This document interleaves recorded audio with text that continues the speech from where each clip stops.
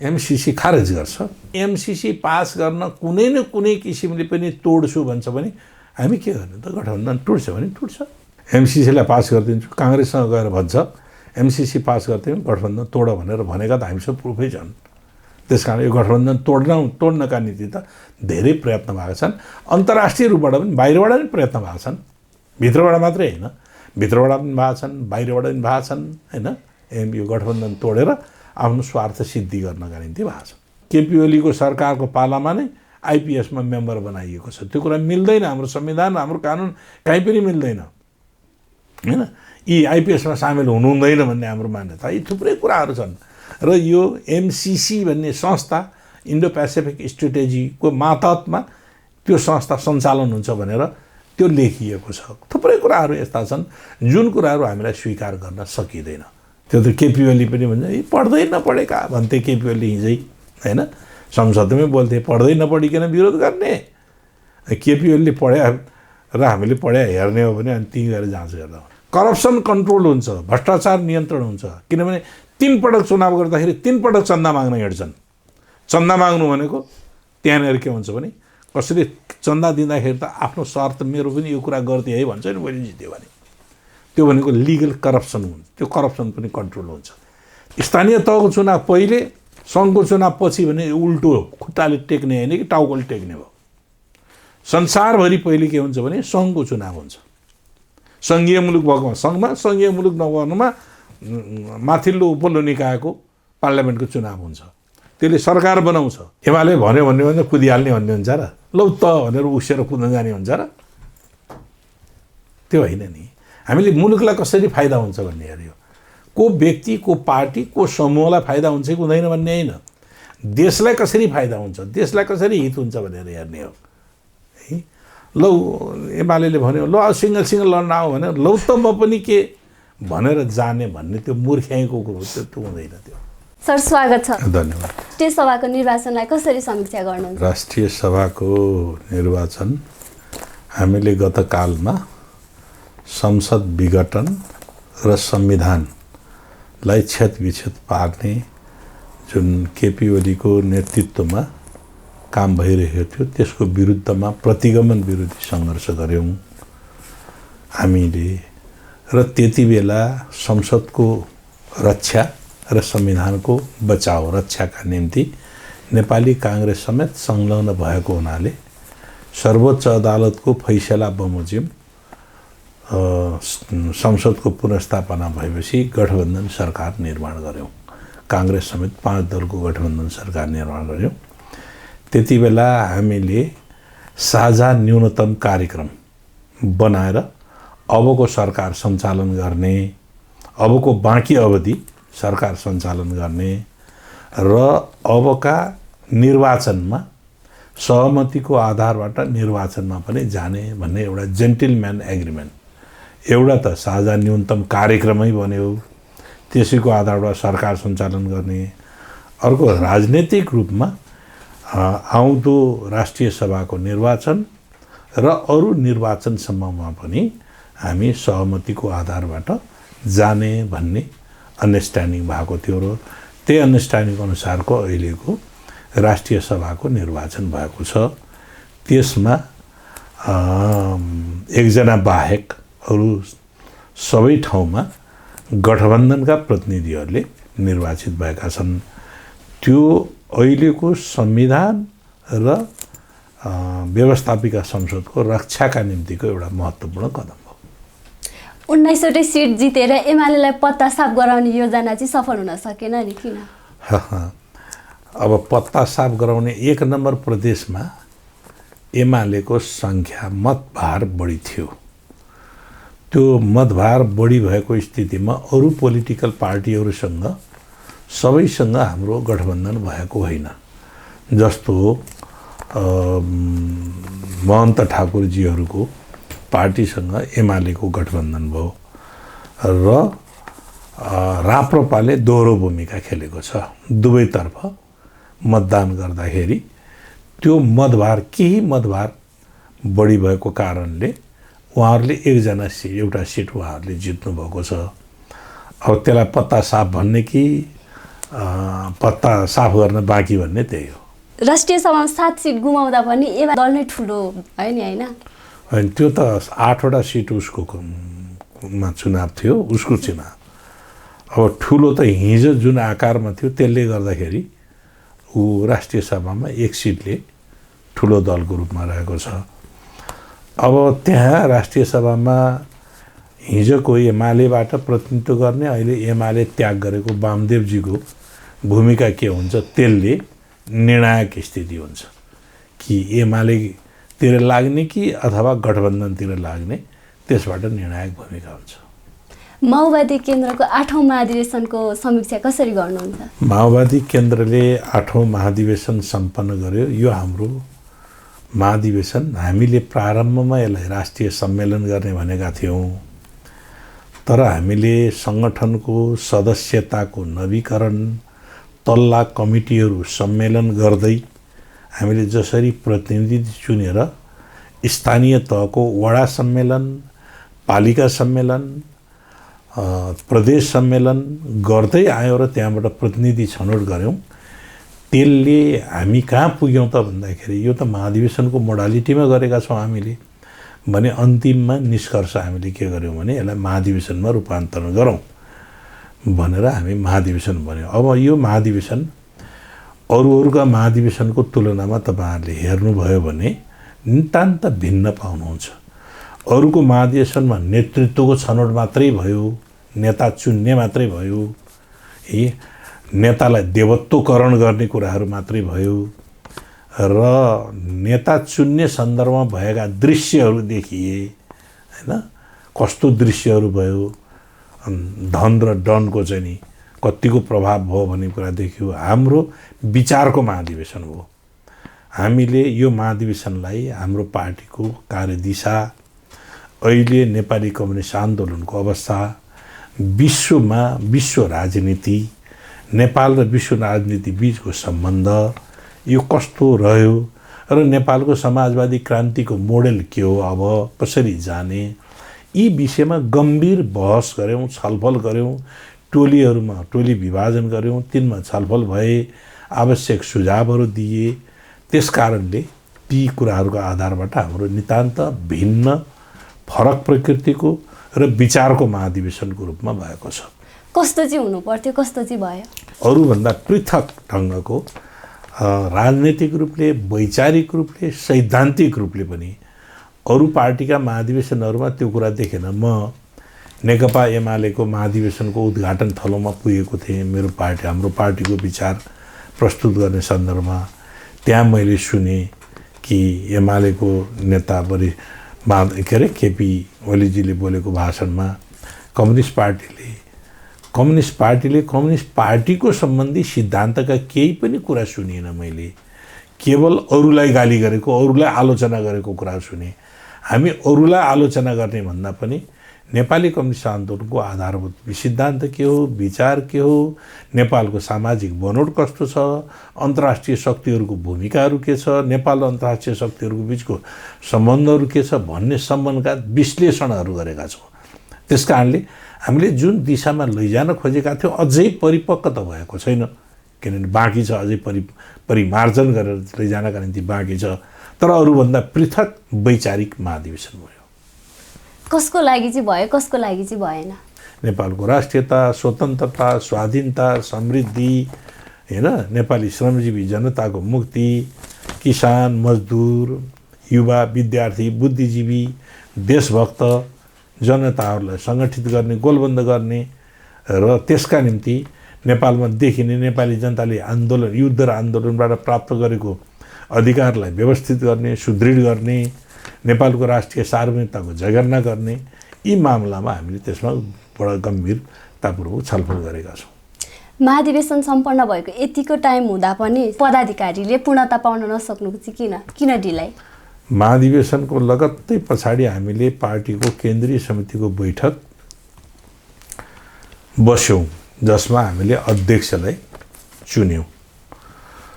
त्यस पछाडि हामीले केही दिन त्यसको गृह कार्य गरेर केन्द्रीय समितिको बैठक बसेर हामीले चाहिँ नि सबै केन्द्रीय समितिको मनोनयनको पूर्णता, पदाधिकारीहरूको पूर्णता गर्ने भनेर हामीले सोचेका थियौँ 25 गतेको लागि। माघको अहिले माघ होइन, पुसको 25 गतेको लागि सोचेका थियौँ।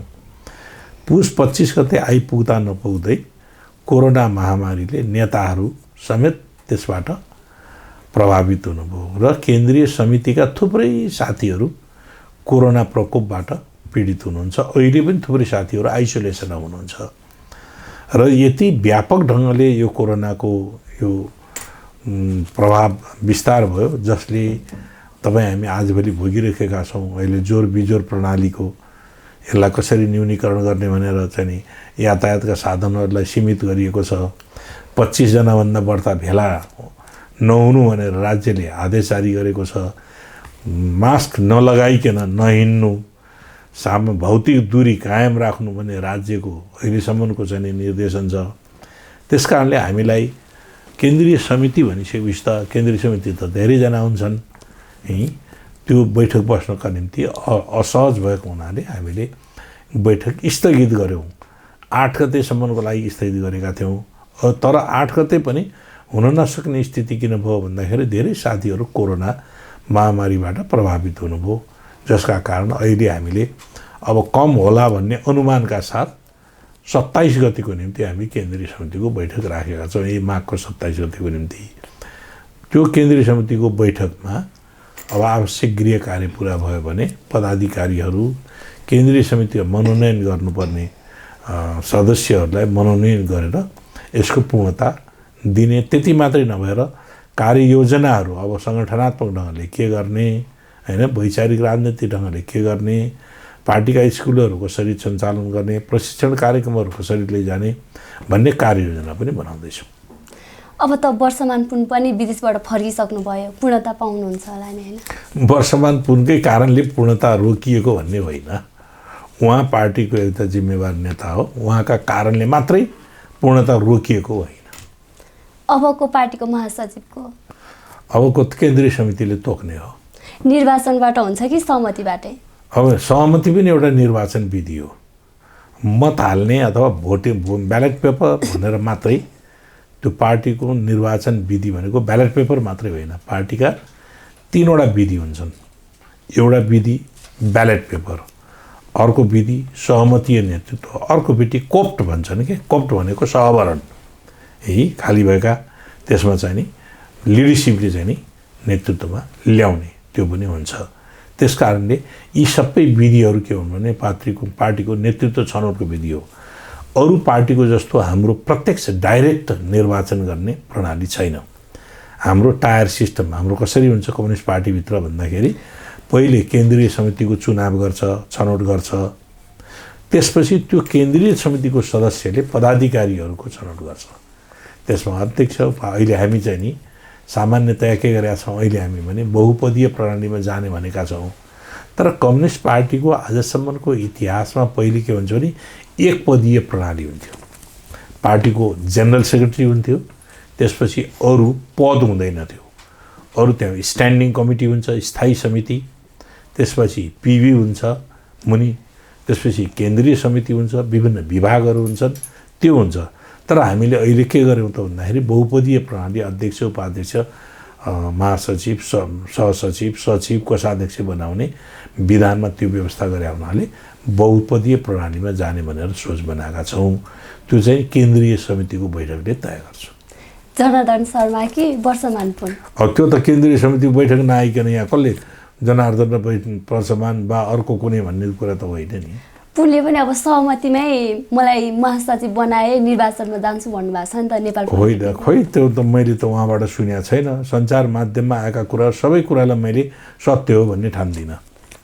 अनि तपाईँको रोजाइमा चाहिँ को ले? त्यस्तो रोजाइ त केन्द्रीय समितिको बैठकमा आएपछि मात्र रोजाइ हुन्छ, यहाँ कहाँ रोजाइ भन्दै हिँड्छ। अब कसले चाहिँ पार्टीलाई अलि राम्रोसँग?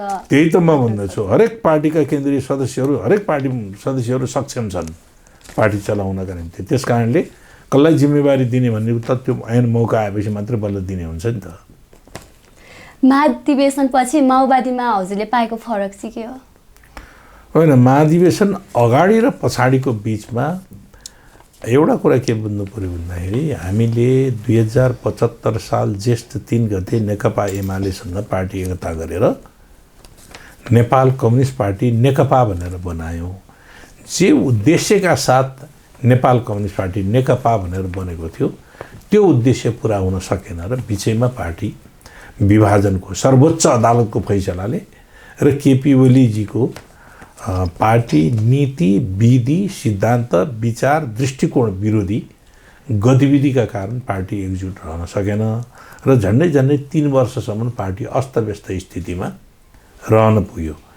त्यस पछाडि हामीले त्यो अस्तव्यस्त स्थितिलाई सम्हालेर अहिले हामी पार्टीको संरचनागत स्थिति निर्माण गरेका छौँ र हामी विचारमा केन्द्रीकरण गर्ने, त्यति बेला विचारको स्पष्टता पनि थिएन, यति बेला अलि विचारको केन्द्रीकरण गर्ने प्रश्नमा हामी अगाडि बढेका छौँ। त्यस कारणले हिजोको स्थिति र आजको स्थितिमा फरक छ, तर हामीलाई यही विषयलाई लिएर जनताको बिचमा जान हामी यो कोरोना महामारीको कारणले प्रत्यक्ष तुरुन्तै जान सकेनौँ। तुरुन्तै जान नसक्दाखेरि केही अलमल हुने हैन, केही असहज हुने स्थिति अहिले पनि महसुस छ। अब तपाईको पार्टीले एमसीसीलाई के गर्छ? एमसीसी खारेज गर्छ। नेताबीच किन फरक बोली?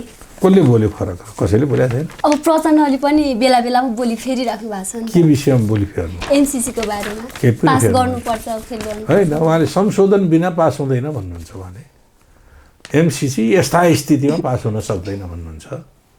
अब त्यसमा अलिकति मैले फरक, किनभने उहाँ पार्टीको अथोरिटी हो।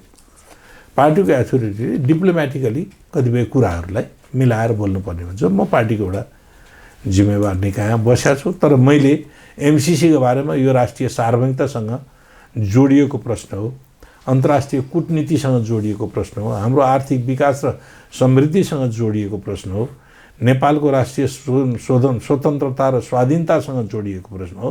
त्यस कारणले एमसीसीसँग गरेको, एमसीसी संस्थासँग हाम्रो कुरो होइन, त्यो भने अमेरिकन संस्था हो। एमसीसी र नेपालको बिचमा भएको 2017 सेप्टेम्बर 14 भएको तारिख के अरे त्यो जुन सम्झौता हो, त्यो सम्झौता हाम्रो राष्ट्रिय हित अनुकूल छैन। त्यसैले यो खारेज हुनुपर्छ भन्ने मेरो सुरुदेखि नै अभियान छ। अहिले पनि मैले त्यही भनिराखेको छु। एमसीसी सँग भएको सम्झौता नेपालको हितमा छैन। यो राष्ट्रिय सार्वभौमिकताको विरोधी छ, राष्ट्रिय अखण्डताको विरोधी छ, नेपालको आत्मसम्मानको विरोधी छ, नेपाल र अन्य मुलुकहरूको सँगको सम्बन्धमा यो विरोधी छ।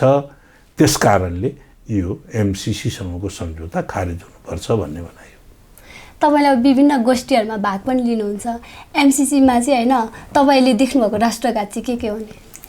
पहिलो कुरो यो किन सम्झौता भनियो त भन्दाखेरि अमेरिकन कानुनभित्र हामीलाई छिराउनका निम्ति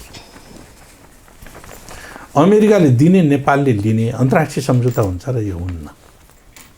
अन्तर्राष्ट्रिय कानुन आकर्षित हुँदैन, त्यसलाई सम्झौतामै यो अन्तर्राष्ट्रिय कानुन अन्तर्गतको भनियो। त्यो भन्ने बित्तिकै त्यहाँ भएका सबै शर्तहरू हामीले मान्नै पर्छ। हाम्रो कानुन बमोजिम के अरे उसको कानुन बमोजिम हामी चल्नुपर्छ। त्यसले अन्तर्राष्ट्रिय सम्झौता भन्ने बित्तिकै अन्तर्राष्ट्रिय सम्झौताका मातहत देशका आन्तरिक कानुनहरू हुन्छन्। त्यसैमा लेखा छ सम्झौतामा बाजिएको हदसम्म नेपालका कानुनहरू अमान्य हुन्छन्। नेपालका कानुनहरू के हुन्? पहिलो मूल कानुन संविधान हो, दोस्रो ऐन हो, तेस्रो नियमावली हो, चौथो सर्वोच्च अदालतको फैसला हो। तीन संरचनाहरू कस्ता हुन्छन्? संविधान सार्वभौम नेपाली जनताले बनाए, सरकार सार्वभौमिक जनताको प्रतिनिधि संस्था संसदले बनायो, संसदले बनाएको नियमावली, संसदले ऐन बनायो, 2/3 बहुमतले संविधान बनायो र सरकारले बहुमतले बनाएको सरकारले नियमावली बनायो। कानुन र संविधानको व्याख्या गर्ने अन्तिम व्याख्याता भनेको सर्वोच्च अदालत हो। उसले गरेको फैसला कानुन सरह भन्छ है। अब त्यस्तो संरचनालाई एउटा उपसचिव स्तरको कर्मचारीसँग गरिएको सम्झौताले के गर्ने भयो त भन्दाखेरि त्यसलाई निष्क्रिय पार्ने भयो। हाम्रो राष्ट्रिय स्वतन्त्रता र सार्वभौमिकतामा त्यो ठुलो आँच आउने कुराहरू। त्यसैमा अमेरिकी कानुन मान्नुपर्छ है। एमसिए मिलेनियम च्यालेन्ज एक्ट 2003 भन्ने छ, त्यसको आर्टिकल नम्बर 607 यदि हामीले यो सम्झौता पारित गर्यो भने त्यो 607 हाम्रो कानुनको हाम्रो संविधानको अङ्ग बन्छ, अमेरिकी कानुनको अङ्ग बन्छ। त्यसले हामीले त्यो कानुन पास गर्ने बित्तिकै त्यसले सबै हामीलाई निर्देशित गर्छ।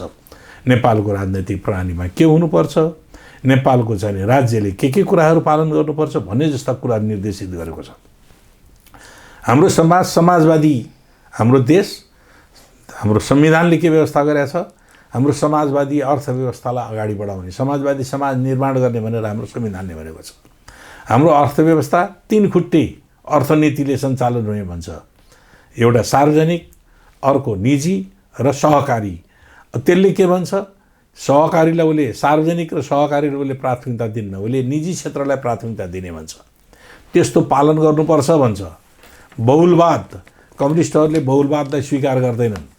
बहुलवाद भनेको संसारमा भएका सबै अस्तित्वहरूलाई सार्वभौम रूपमा स्वीकार गर्नुपर्छ भन्ने छ। सार्वभौम रूपमा त्यो भनेको राजतन्त्र पनि मान, सैनिकवाद पनि मान, साम्राज्यवाद पनि मान, सबै कुराहरूलाई मान, तिनीहरूको सार्वभौम अस्तित्व भन्छ बहुलवादले।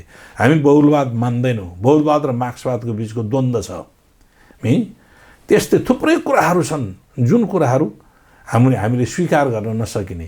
हाम्रो राजनैतिक प्रणालीमा के गर्नुपर्ने, हाम्रो चाहिँ विकास निर्माणमा के गर्नुपर्ने, हाम्रो अर्थव्यवस्थामा कस्तो अर्थव्यवस्था लागू गर्नुपर्ने भन्ने जस्ता निर्देशनात्मक कुराहरू छन्। कि हाम्रो मुलुक अमेरिकाद्वारा निर्देशित मुलुक हो र एमसिसीद्वारा निर्देशित मुलुक हो कि हामी सार्वभौम मुलुक हौँ त? त्यस कारण यस्ता थुप्रै कुराहरू छन्। तपाईँले अलग्गै राख्नुहोस् एमसिसीका बारेमा।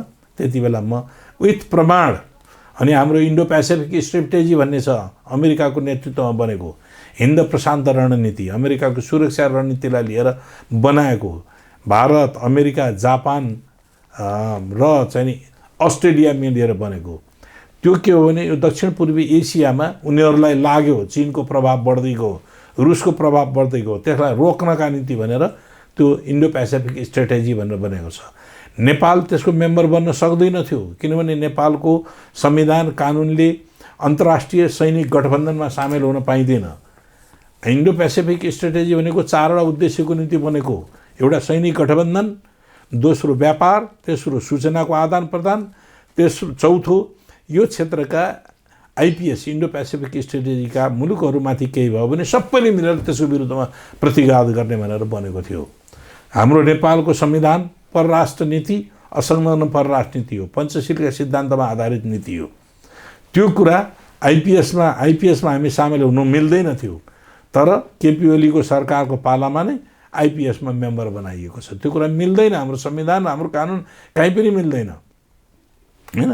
यी आइपिएसमा सामेल हुनु हुँदैन भन्ने हाम्रो मान्यता। यी थुप्रै कुराहरू छन् र यो एमसिसी भन्ने संस्था इन्डो पेसिफिक स्ट्रेटेजीको मातहतमा त्यो संस्था सञ्चालन हुन्छ भनेर त्यो लेखिएको छ। थुप्रै कुराहरू यस्ता छन् जुन कुराहरू हामीलाई स्वीकार गर्न सकिँदैन। अब अरू धेरै कुराहरू मैले भन्नु अहिले सम्भव छैन तपाईँहरूको यो छोटो चाहिँ उसमा। त्यस कारण एमसिसी राष्ट्रिय एमसिसीसँगको सम्झौता, एनसिसी अमेरिकाको संस्था हो, त्यससँग हाम्रो त्यो ठिक बेठिक हामीले अलग कुराहरू हो। तर एमसिसीसँगको गरिएको सम्झौता नेपालको हितमा छैन। एमसिसी बारेमा चाहिँ तपाईँकै महाधिवेशनमा काङ्ग्रेस सभापति देउवाले चाहिँ अब नपढ्नेहरूले यसको विरोध गर्छन् भन्नुभएको थियो। के अरे हजुरहरू नपढेको कि देउवाले नपढेको? कसले त्यो त तपाईँहरू छुट्याउनुहोस्। मैले नपढ्या भन्ने हो नि, म ल्याउनुहोस् दस्तावेजै ल्याएर चाहिँ म तपाईँहरूलाई कहाँ कहाँ कमजोरी छ भनेर देखाइदिन्छु होइन। अब देउबाजीले त्यो भनेको कुरा देउबाजीले कति पढ्नु भएको छ थाहा छैन मलाई। त्यो त केपी ओली पनि भन्छ यी पढ्दै नपढेका भन्थे केपी ओली हिजै होइन, संसदमै बोल्थे पढ्दै नपढिकन विरोध गर्ने। केपी ओलीले पढ्या र हामीले पढ्या हेर्ने हो भने अनि ती गएर जाँच गर्दा एमसिसी लिएर गठबन्धन भत्काउन खोजेको आरोप बेला बेलामा लागिरहन्छ। एमाले त्यो खेल्न खोजेकै हो त? त्यो चाहिँ हो, त्यो सही हो। एमसिसीलाई पास गरिदिन्छु काङ्ग्रेससँग गएर भन्छ एमसिसी पास गर्थ्यौँ गठबन्धन तोड भनेर भनेका त हामीसँग प्रुफै छन्। त्यस कारण यो गठबन्धन तोड्नका निम्ति त धेरै प्रयत्न भएका छन्। अन्तर्राष्ट्रिय रूपबाट पनि बाहिरबाट पनि प्रयत्न भएका छन्, भित्रबाट मात्रै होइन, भित्रबाट पनि भएका छन् बाहिरबाट पनि भएका छन् होइन। यो गठबन्धन तोडेर आफ्नो स्वार्थ सिद्धि गर्नका निम्ति भएको छ। काङ्ग्रेसले एमसिसी पास गर्ने अडान लियो भने गठबन्धन रहन्छ कि रहँदैन? अडान हाम्रो त एमसिसी कमन मिनिमम प्रोग्राममा यो 15 महिना 18 महिनाको कतिको चाहिँ सरकार सञ्चालन गर्ने अवधि थियो, त्यसमा काम गर्नका निम्ति सरकारले काम गर्ने भन्ने कुरोमा साझा न्यूनतम कार्यक्रममा एमसीसी छैन। एमसीसी पास गर्ने भन्ने कुरा छैन त्यसमा। त्यो साझा न्यूनतम कार्यक्रममा नभइसकेपछि काङ्ग्रेसले अडानै लिएर यो पासै नभइहुन्न भन्ने स्थिति रहन्न। त्यस कारणले एमसीसी पास हुन्न र एमसीसी पास गर्न कुनै न कुनै किसिमले पनि तोड्छु भन्छ भने हामी के गर्ने त? गठबन्धन टुट्छ भने टुट्छ, तर हामी राष्ट्रियताको विरुद्धमा सम्झौता गर्दैनौँ। राष्ट्रिय सार्वभौमिकता आउने खतरालाई हामी कुनै पनि हालतमा त्यसलाई चाहिँ नि अनुमति दिँदैनौँ। कुनै पनि शर्तमा राष्ट्रिय सार्वभौमिकताको विरुद्धमा कसैले कदम चाल्छ भने त्यसको विरुद्धमा जान्छ हामी जनतामा। पार्टीको बैठकमै बसेर तीनवटै निर्वाचन एकैचोटि गर्नुको कारण चाहिँ के हो? अब गत स्थानीय तहको निर्वाचन 3 चरणमा भएको थियो। वैशाख 31 गते, असार 14 गते र असोज 2 गते। वैशाख 31 गते 5 वर्ष पुग्दैछ। संविधानले के भन्छ? ती निकायको कार्यकाल 5 वर्षको हुनेछ भन्छ। ठिक। अनि अब वैशाख 31 गते चुनाव भनेको 31 गते 5 वर्ष पुग्छ। 14 गते चुनाव भनेको 14 गते 5 वर्ष पुग्छ। असोज 2 गते चुनाव भनेको त्यति बेला 5 वर्ष पुग्छ। तर निर्वाचन आयोगले के भन्छ? वैशाख 14 गते चुनाव गरौँ भन्छ। 5 वर्ष नपुगिकन चुनाव गरौँ भन्छ। संविधानले के भन्छ? 5 वर्ष पुगेको, संविधानको धारा 225 ले 5 वर्ष पुगेको 2 महिनाभित्र चुनाव सम्पन्न गर भन्छ। त्यसकारण हामीले के भने हौ? संविधान अनुकूल कानुन मिलेन, संविधान र कानुन बाजियो। त्यो बाजिसके पछाडि नियमतः के हो त भने यदि संविधानसँग कानुन बाजी हुन्छ भने त्यो कानुन संविधानसँग बाजिएको हदसम्म अमान्य हुन्छ भन्ने छ। अब त्यो अमान्य हुने संविधानलाई लिएर हामी कसरी चुनाव गर्ने? अब एकैपटक हुने कुराहरूको सन्दर्भमा यदि पहिले कानुन संशोधन गरौँ, संविधान अनुकूल बनाऊ। अब संविधान अनुकूल बनाउँदाखेरि एकैपटक गर्ने हुन्छ कि चरणबद्ध गर्ने हुन्छ त्यो कानुनमा लेखौँ। त चरणबद्ध गर्दाखेरि 3 पटक राज्यको खर्च हुन्छ। 3 पटक छुट्याउनु पर्छ खर्च व्यवस्था। एक पटक जनतामा जाने हो, फेरि सबैलाई 3 पटक जनताले प्रत्यक्ष मतदान गर्ने हो। सङ्घको चुनावमा पनि जनताले प्रत्यक्ष मतदान गर्छ, प्रदेशको चुनावमा पनि जनताले प्रत्यक्ष मतदान गर्छ, अनि स्थानीय तहको चुनावमा पनि जनताले प्रत्यक्ष मतदान गर्छ। जब यस्तो स्थितिमा हुन्छ भने एकै पटकमा चुनाव गर्दाखेरि राज्यलाई फाइदा हुने भयो नि त। राज्यलाई के फाइदा हुने हो? खर्चको फाइदा हुने भयो। राज्यलाई अर्को के फाइदा हुने हो? 3 पटक चुनाव गर्दाखेरि 3 पटक आचार संहिता लगाउनुपर्छ। आचार संहिता लगाएको बेलामा राज्यले नीतिगत निर्णय गर्न सक्दैन। उसको नीतिगत निर्णय गर्ने अवधि छोटो बन्न जान्छ। त्यस कारणले राज्यलाई त्यो बेनिफिट हुन्छ एकैपटक गर्यो भने। अर्को पार्टीलाई के फाइदा हुन्छ? एउटै निर्वाचन प्रचारले तलदेखि माथिसम्म एउटै प्रचारमा निर्वाचनको चाहिँ प्रचार अभियान सिद्ध हुन्छ, खर्च कम हुन्छ। सबैको वडा अध्यक्षले, वडा सदस्यले चुनाव लड्दाखेरि सङ्घको चुनाव उम्मेदवारको पनि प्रचार गर्छ आफ्नो वडामा। अनि सङ्घको उम्मेदवारले प्रचार गर्दाखेरि वडा सदस्य फलानु छ यो ठाउँमा, फलानाले देऊ भन्छ। त्यस कारणले त्यो निर्वाचनको प्रचार अभियानको सस्तो हुने भयो, सहज हुने भयो, खर्च व्यवस्था कम हुने भयो। अर्को कार्यकर्ता व्यवस्थापन कम हुन्छ। हाम्रो वडामा हार्यो भने प्रदेश खोज्ने, प्रदेशमा हार्यो भने सङ्घ खोज्ने जुन प्रचलन छ त्यो नियन्त्रण हुन्छ। करप्सन कन्ट्रोल हुन्छ, भ्रष्टाचार नियन्त्रण हुन्छ। किनभने 3 पटक चुनाव गर्दाखेरि 3 पटक चन्दा माग्न हिँड्छन्। चन्दा माग्नु भनेको त्यहाँनिर के हुन्छ भने कसैले चन्दा दिँदाखेरि त आफ्नो शर्त मेरो पनि यो कुरा गरिदिए है भन्छ नि, मैले जित्यो भने त्यो भनेको लिगल करप्सन हुन्छ। त्यो करप्सन पनि कन्ट्रोल हुन्छ। त्यसै राज्यलाई फाइदा हुन्छ भने फाइदाको बाटो किन नहुनु?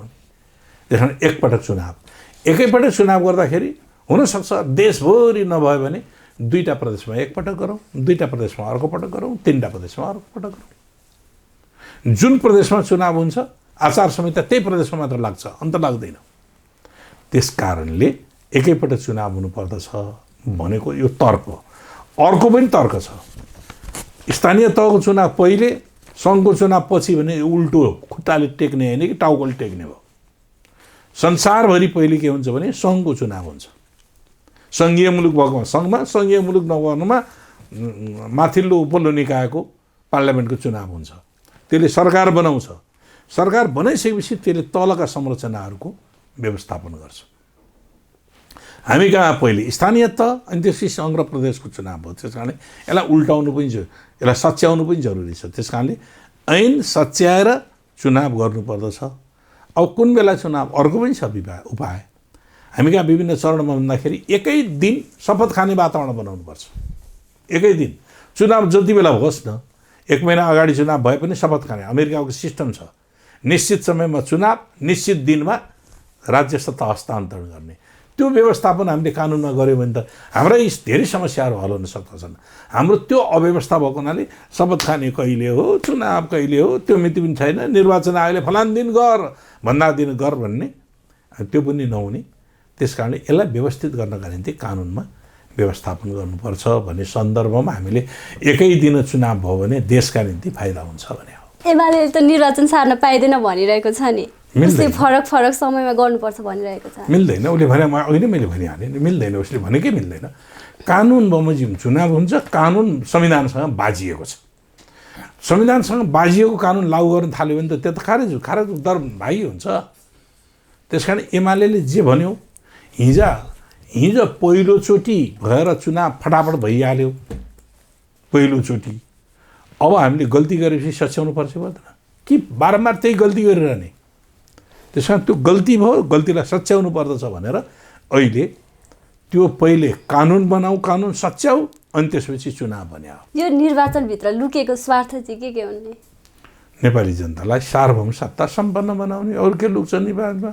जनप्रतिनिधि पठाउने, विकास निर्माण गर्ने, राष्ट्रिय स्वतन्त्रता र स्वाधीनताको जगन नगर्ने, यसमा स्वार्थ हुन्छ र निर्वाचनमा देश चलाउने। निर्वाचन भने त त्यही हो नि, देशका जनप्रतिनिधिहरूले सिङ्गो देशको शासन व्यवस्था सञ्चालन गर्ने। यहाँ लुक्या स्वार्थकै लुक्या हुन्छ। मूल पार्टीहरूले निर्वाचन गर्न एकजुट हुन नसक्नुको कारण चाहिँ त्यो त आफ्ना आफ्ना इन्ट्रेस्टहरूमा मलाई कहाँ के फाइदा हुन्छ भनेर हेर्छन्। त्यस कारणले एकजुट, अहिले 5वटा पार्टीहरू एकजुट छन्। जो गठबन्धन छ उसले एकैचोटि एउटै चरणमा निर्वाचन गरियोस्, एकैपट्टि निर्वाचन गरियोस् भन्नेमा सहमति जाहेर गरेका छ। त्योभन्दा बाहेक अहिले अलग हुनुपर्छ भने त एउटा पार्टीले मात्रै भनेको छ, एमालेले मात्रै भनेको छ, अरू कसैले भनेको छैन।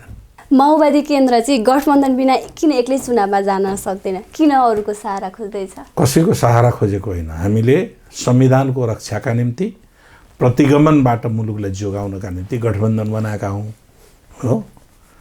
त्यो गठबन्धनले संविधानको रक्षा गरोस्, जननिर्वाचित प्रतिनिधिको रक्षा, प्रतिनिधि व्यवस्थाको रक्षा गरोस् भन्नका निम्ति हामीले गठबन्धन गरेर सरकार बनाऊ। जब सरकार सञ्चालनका निम्ति गठबन्धन गरिन्छ भने देशको निर्वाचन प्रणालीका निम्ति किन गठबन्धन गर्न नहुने, किन सहमति गर्न नहुने भन्ने प्रश्न त स्वाभाविक रूपमा उठ्छ।